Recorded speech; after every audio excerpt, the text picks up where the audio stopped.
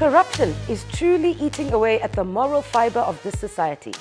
What happened to the sunshine-filled, easygoing Namibians we used to be? Everybody's so sour, so bitter these days. Nah man, my people. They say most, if you can't change the world, change you. I'm sure you'd be amazed by what your voice and your power could do if channeled into positive change. Thank you for watching It's a Wrap, the show in which we take a look at the world we live in and inspire ideas on how to make it better.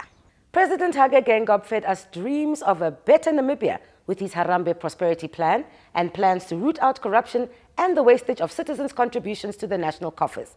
And all I see is prosperity for some and the same old nonsense going down. So I can empathize. With the downturn of the economy, it's real out here. And yet some people, like our president, just seem to be living it up. And it's leaving some doubt in the minds of citizens about his seriousness about curbing the wastage of taxpayers' money. Check this out. I have the greatest respect for Dr. President Geingob, the head of state. And I think that he's probably committed to fighting corruption. Whether he plans on fighting it and what his plans are, I really don't know. But the sum total of what I have experienced, what everybody has seen, simply doesn't add up or doesn't legitimize the claim that the head of state is intent on combating corruption. Ever since the president was sworn in as the head of state, it was supposed to be business unusual from the moment that he became the president of Namibia. But what is business unusual? For the past 2.5, 3 years that he has been head of state,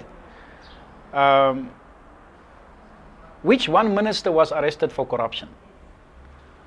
Which senior public official has been made to account for allegations of corruption? We have heard of people going without salaries. I mean, public servants, people working for what is supposed to be reputable institutions like the roads contractors company, RCC. I don't know what is next in line. People going without salaries and their pension contributions not being paid over to the relative pension funds. This is a notorious fact of life nowadays. You see, the predicament in which Namibia is at present, the sum total of it, it's simple. The head of state is not committed to fight corruption. The head of state has embarked upon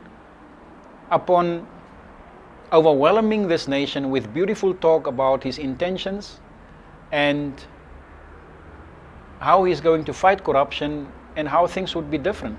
But unfortunately, he doesn't have a plan, or his actions leave way too much to be desired.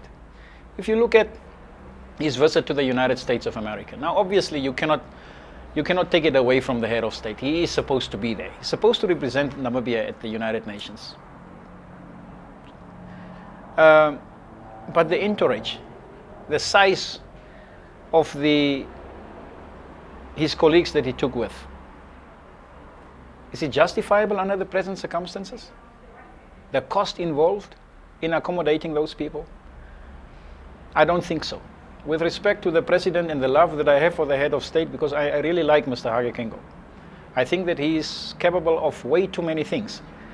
But I also know that there are certain things that hamstring him and restrain him from living the dream that he has for this country. I wish at some stage we would be told what hamstrung him and what kept him back. But yes, I must concur with you that, and with the general public view, that what our head of state is doing is a far cry from his commitment to fight corruption.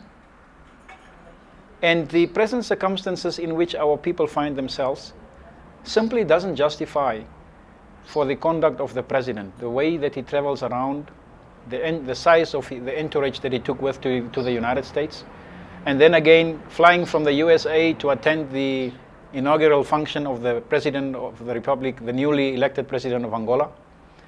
I mean, imagine him coming in straight from the United States of America on taxpayers' costs to Angola, and then the founding father also jetting into Luanda, I suppose also on taxpayers' costs. Certainly there must have been ways and means to cut on the expenses that were incurred in relation to these issues.